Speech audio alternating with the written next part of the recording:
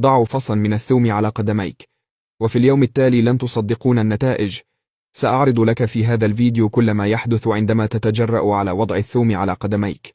كثير من الناس لا يعرفون الغرض من هذه النصيحة الغير عادية، ولكنني أضمن أنه بمجرد أن تكتشف ذلك سوف تسارع إلى القيام بذلك في المنزل.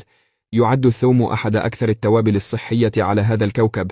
هذا النبات الرائع يحسن الدورة الدموية، ويقلل من ارتفاع ضغط الدم، ويزيل نسبة السكر في الدم، ينظف الجهاز التنفسي، وأشياء أخرى كثيرة.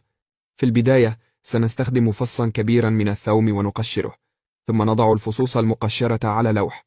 بمجرد الانتهاء من ذلك سنقوم بتقطيعه، لذا تأكد من أن القطع ليست رقيقة جدا ولا سميكة جدا. هذا ممتاز. بعد تقطيع الثوم بالكامل ضعيه جانبا في وعاء آخر. الآن دعونا نستخدم بصلة كبيرة أيضا. أزيلي قشرتها كلها، ثم قطعيها إلى قطع رفيعة. عندما يصبح كل شيء جاهزا سنضع قطع الثوم والبصل بعناية على باطن القدمين، ثم نصلحها بمساعدة الشاش تماما كما أفعل. أخيرا ارتدي جوربا، ومن الجيد ترك الجوارب لهذا الغرض فقط، ودائما قبل الذهاب إلى السرير. بهذه الطريقة ستعمل طوال الليل، وفي صباح اليوم التالي بمجرد استيقاظك من النوم قومي بإزالة الشاش مع الثوم والبصل، ثم انقعي قدميك في الماء الدافئ لمدة 10 دقائق. كرري هذه العملية مرتين على الأقل في الأسبوع.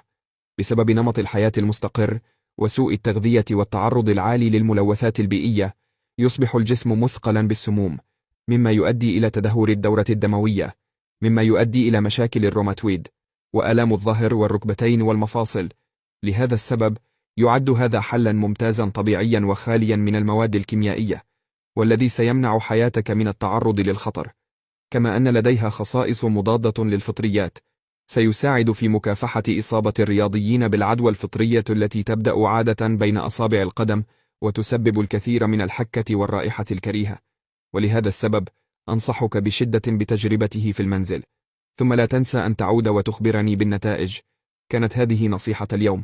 اضغط مرتين على الشاشة دعما لجهودنا، وأخبرني من أي مدينة تشاهد الفيديو كي أرسل لك تحية في الفيديو القادم. وداعا، ونراكم في الفيديو التالي.